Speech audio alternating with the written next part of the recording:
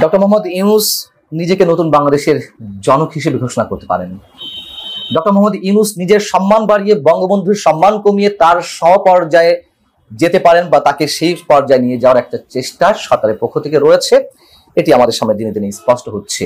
তিনি যে তার রিসেট বাটনের মাধ্যমে মুক্তিযুদ্ধের সব ইতিহাস মুছে ফেলার চেষ্টা করছেন, এরকম অভিযোগ দীর্ঘদিন ধরে রয়েছে।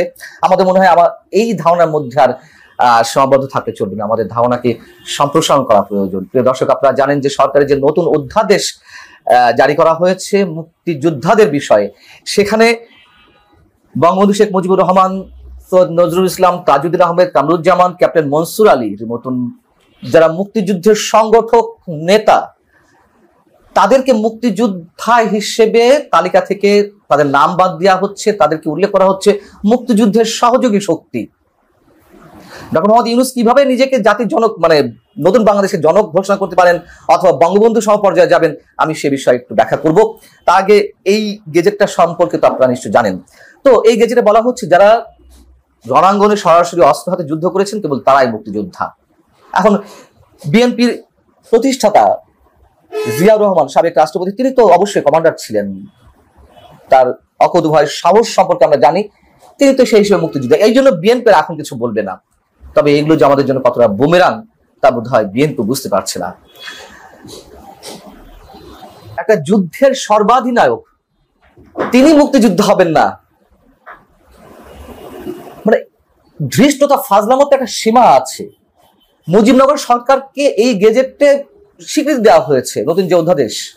আবার সেই মুজিবনগর সরকারের যে ঘোষণাপত্র ছিল, সেই ঘোষণাপত্রে কি বলা ছিল শেখ মুজিবুর রহমান সম্পর্কে, বঙ্গবন্ধু সম্পর্কে? সেখানে বলা ছিল যে প্রেসিডেন্ট নবগঠিত বাংলাদেশ সরকারের সকল আর্মড ফোর্সেসের সুপ্রিম কমান্ডার, এবং এর সরল অনুবাদ হলো সর্বাধিনায়ক। জেনারেল আতাউল গনি উসমানী ছিলেন প্রধান সেনাপতি মুক্তিযুদ্ধের, আর সর্বাধিনায়ক ছিলেন অস্থায়ী সরকার বা বঙ্গবন্ধু সরকারের যে যিনি প্রেসিডেন্ট, তিনি তো প্রেসিডেন্ট ছিলেন বঙ্গবন্ধু শেখ মুজিবুর রহমান, অস্থায়ী রাষ্ট্রপতি ছিলেন সৈয়দ নজরুল ইসলাম। কি ধরনের ব্যাখ্যা আমরা দাঁড় করাচ্ছি যে অস্ত্র হাতে যুদ্ধ না করলে তিনি মুক্তিযোদ্ধা নন। মুক্তিযুদ্ধে যারা সংগঠক সৈয়দ নজরুল ইসলাম, তাজউদ্দিনের মতন মানুষেরা, কামরুজ্জামান, ক্যাপ্টেন মনসুর আলী, এরা মুক্তিযোদ্ধা নন। আমাদেরকে কি সব রূপ কথা গল্প শোনানো হচ্ছে এখন? যে 5টি শ্রেণীতে মুক্তিযুদ্ধের সহযোগী শক্তি কারা তা বর্ণনা করা হয়েছে, তা আমি আপনাদের সামনে একটু বলি ছোট করে। 1 নম্বর হচ্ছে যেসব বাংলাদেশি পেশাজীবী, 1 নম্বরটা খেয়াল রাখতে হবে, যেসব বাংলাদেশি পেশাজীবী মুক্তিযুদ্ধের সময় বিদেশে অবস্থানকালে মুক্তিযুদ্ধের পক্ষে বিশেষ অবদান রাখেন এবং বাংলাদেশের যেসব নাগরিক বিশ্ব জনমত গঠনের সক্রিয় ভূমিকা পালন করেন। 2, যেসব ব্যক্তি মুক্তিযুদ্ধের সময় গঠিত বাংলাদেশ সরকারের অধীন কর্মকর্তা বা কর্মচারী বা দূত, মুজিবনগর সরকারের নিয়োগপ্রাপ্ত চিকিৎসক, নার্স ও অন্যান্য সহকারী হিসেবে দায়িত্ব পালন করেছেন। 3, মুক্তিযুদ্ধের সময় গঠিত বাংলাদেশ সরকারের সঙ্গে সম্পৃক্ত সব MNA এবং MPA যারা পরবর্তী সময়ে গণপরিষদের সদস্য হিসেবে গণ্য হয়েছিলেন। 4, স্বাধীন বাংলা বেতার কেন্দ্রের সব শিল্পী এবং কলাকুশলী ও দেশ এবং দেশের বাইরে মুক্তিযুদ্ধের সপক্ষে দায়িত্ব পালনকারী সব বাংলাদেশি সাংবাদিক এবং স্বাধীন বাংলা ফুটবল দলের যারা সদস্য ছিলেন, তারা হচ্ছে মুক্তিযুদ্ধের সহযোগী শক্তি বা সহযোগী মুক্তিযোদ্ধা। 1 নম্বরটা আপনাদের খেয়াল রাখতে বলেছিলাম যে যেসব বাংলাদেশি পেশাজীবী মুক্তিযুদ্ধের সময় বিদেশে অবস্থানকালে মুক্তিযুদ্ধের পক্ষে বিশেষ অবদান রেখেছেন। এখন আমরা গত কয়েক মাস ধরে শুনছি ডক্টর মোহাম্মদ ইউনূসের কি অবদান ছিল মুক্তিযুদ্ধে। তিনি যুক্তরাষ্ট্রে অবস্থান করছিলেন, তিনি সেই সময় ছাত্র ছিলেন, কি কাজ করছিলেন, সেই সময় তিনি অর্থ সংগ্রহ করেছেন মুক্তিযোদ্ধাদের জন্য, এরকম একটা বয়ান আমরা শুনতে পাচ্ছি। সেই হিসেবে তিনি নিশ্চয়ই এখন সহযোগী মুক্তিযোদ্ধার স্বীকৃতি পাবেন। আবার বঙ্গবন্ধুর মতো মানুষদেরকে সহযোগী মুক্তিযোদ্ধার তালিকায় মানে নামের তালিকায় নামিয়ে আনা হয়েছে। তাহলে বঙ্গবন্ধু এবং ডক্টর মোহাম্মদ ইউনূস সমপর্যায়ে চলে গেলেন এবং তিনি সহযোগী মুক্তিযোদ্ধা থেকে নতুন বাংলাদেশ বিনির্মাণের, কথিত বাংলাদেশ বিনির্মাণের যারা শক্তি, যে ছাত্ররা, যাদেরকে বিপ্লবী হিসেবে উল্লেখ করা হচ্ছে, মাস্টার মাইন্ড হিসেবে উল্লেখ করা হচ্ছে, তাদের নেতা তো ডক্টর মোহাম্মদ ইউনূস। ঘোষণা করে ফেলা হতে পারে ডক্টর মোহাম্মদ ইউনূস নতুন বাংলাদেশের জনক। ফারুকী আজম বর্তমান যে মুক্তিযোদ্ধা বিষয়ক উপদেষ্টা, তিনি তো ডক্টর মোহাম্মদ ইউনূসের যে বিশেষ NGO রয়েছে তার একটি কর্তৃত্বের অধিকারী এবং তাকে মুক্তিযুদ্ধ বিষয়ক উপদেষ্টা করা হয়েছে, মুক্তিযুদ্ধ বিষয়ক উপদেষ্টা। এই ফারুক আজম হতে পারেন তিনি বীর উত্তম বা বীর প্রতীক, কিন্তু আহমদ সফর একটা কথা আছে, সব মুক্তিযোদ্ধাই সবসময় মুক্তিযোদ্ধা নয়, একজন রাজাকার সব সময়ের জন্য রাজাকার। আমি আর এর চেয়ে বেশি কিছু বলতে চাই না। নতুন অধ্যাদেশে মুক্তিযুদ্ধের পরিবর্তিত যে সংজ্ঞা নির্ধারণ করা হচ্ছে তার সংজ্ঞাটি এরকম, এটাও একটু খেয়াল রাখতে হবে আমাদের। মুক্তিযুদ্ধ অর্থাৎ 1971 খ্রিস্টাব্দের 26শে মার্চ হতে 16ই ডিসেম্বর পর্যন্ত একটি স্বাধীন গণতান্ত্রিক রাষ্ট্র হিসেবে বাংলাদেশের জনগণের জন্য সাম্য, মানবিক মর্যাদা ও সামাজিক ন্যায় বিচার প্রতিষ্ঠার আকাঙ্ক্ষায় হানাদার ও দখলদার পাকিস্তানি সশস্ত্র বাহিনী এবং তাদের সহযোগী রাজাকার আল বদর আল শামস, তৎকালীন মুসলিম লীগ, জামাতে ইসলামী, নেজামে ইসলাম এবং দালাল ও শান্তি কমিটির বিরুদ্ধে যুদ্ধ, এটা হচ্ছে মুক্তিযুদ্ধ। এর আগে সরকার ঘোষিত যে মুক্তিযুদ্ধের সংজ্ঞায় যা বলা হয়েছিল, যে ব্যাপ্তি ছিল, তা এখানে অনেকটা কমিয়ে আনা হয়েছে। কিন্তু লক্ষ্য রাখার মতো বিষয়, এখানে জামাতে ইসলামী শব্দটা উল্লেখ করা হয়েছে, আর অনেকের মতন জামাতে ইসলামের বিরুদ্ধে যে যুদ্ধ সংগঠিত হয়েছে সেটাই মুক্তিযুদ্ধ। এইবার কি করবেন? জামাতে ইসলামী কি যুদ্ধাপরাধ সংগঠন হিসেবে তার বিচার করা হবে? নিশ্চয়ই খুব শীঘ্রই আমরা দেখতে পাবো নতুন কোন গেজেট প্রকাশ করা হয়েছে যেখান থেকে এই জামাতে ইসলামের নাম বাদ দিয়ে দেওয়া হচ্ছে।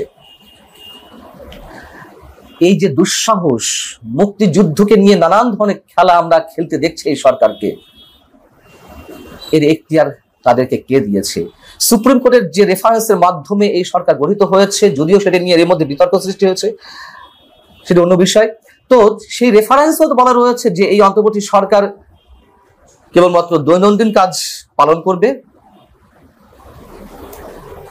তাহলে এত বড় বড় ইস্যুতে কেন এই সরকারকে হাত দিতে হবে? এই সরকারে যারা উপদেষ্টা রয়েছেন তাদের কেউ কেউ মুক্তিযোদ্ধা হিসেবে স্বীকৃতি পেয়েছেন, যেমন ব্রতির নির্বাহী পরিচালক, এখন এই মুহূর্তে যিনি সমাজ কল্যাণ মন্ত্রণালয়ের দায়িত্বে, উপদেষ্টা দায়িত্বে রয়েছেন, শারমিন মুর্শিদ, তিনিও 71-এ রণাঙ্গনে গান গিয়ে বেরিয়েছেন, মুক্তিযোদ্ধাদের মনোবল বৃদ্ধি করেছেন, তিনি মুক্তিযোদ্ধা হিসেবে স্বীকৃতি পেয়েছেন। তার মুক্তিযোদ্ধা উপাধিটা তো আর থাকছে না, তিনি হয়ে যাবেন মুক্তিযুদ্ধের সহযোগী। প্রশ্ন করতে চাই, একজন মুক্তিযোদ্ধা হিসেবে বা মুক্তিযোদ্ধা উপাধির চেয়ে এটা সরকারের সামান্য একটা উপদেষ্টা পদ তাদের চেয়ে বড়। শারমিন মুর্শিদের সঙ্গে আমার খুবই ভালো সম্পর্ক, ব্যক্তিগত সম্পর্ক। তার উদ্দেশ্যে এই প্রশ্নটা আমি সবিনয় রাখতে চাই, কেন তারা এই ধরনের সিদ্ধান্তে বিরোধিতা করছেন না? এই যে বাজেট, এই বাজেটে একটি বিষয় সংযোজিত হয়েছে, আপনারা নিশ্চয়ই খেয়াল করেছেন, নোবেল পুরস্কারের অর্থ আয়কর মুক্ত থাকবে।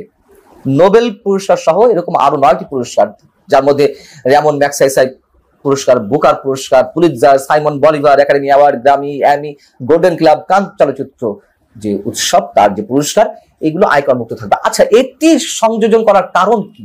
কি দরকার ছিল? এদেশে নোবেল পুরস্কার তো ডক্টর মোহাম্মদ ইউনূস পেয়েছেন গ্রামীণ ব্যাংকের সঙ্গে। তিনি, আমি যতদূর জানি, তার নোবেলের মাধ্যমে যে প্রাপ্ত অর্থ সেটির উপর কোনো আয়কর দেননি বা অব্যাহতি পেয়েছেন। নতুন করে এই যে পুরস্কারগুলো আয়কর অব্যাহতির কথা বলা হলো, কি কারণে, কি উদ্দেশ্যে? কারণ হচ্ছে এটি তার নোবেল নিয়ে যেন আর কোনো ভবিষ্যতে প্রশ্ন না ওঠে, অথবা তিনি যে নতুন নোবেল পাওয়ার চিন্তা ভাবনা করছেন, দেওয়া হতে পারে, পাশ্চাত্য শক্তি তাকে নতুন একটা নোবেল দিতে পারে, সেটি নিয়েও যাতে কোনো প্রশ্ন না ওঠে, আগে থেকে এই ধরনের একটা বিষয় বাজেটের মধ্যে সংযোজন করা হলো। কত গভীর সব পরিকল্পনা নিয়ে সব করা হচ্ছে আমরা বুঝতে পারছি। সেই জায়গা থেকে বলছিলাম যে নোবেল পুরস্কার বা ম্যাগসাইসাই পুরস্কার, এরকম সব পুরস্কার আয়কর মুক্ত থাকবে, আগে থেকে সংযোজিত করা হয়েছে। তাহলে আমরা খুব স্পষ্ট ধরে নিতে পারি ডক্টর মোহাম্মদ ইউনূসও সহযোগী মুক্তিযোদ্ধা হিসেবে স্বীকৃতি পেতে যাচ্ছেন, আর বঙ্গবন্ধুর যে স্ট্যাটাস সেটি নামিয়ে আনা হলো, সমপর্যায়ে নিয়ে যাওয়া হলো। অতএব যদি আমরা ধরে নেওয়ার চেষ্টা করি ডক্টর মোহাম্মদ ইউনূস নতুন বাংলাদেশের জনক, অবাক হওয়ার কিছু থাকবে।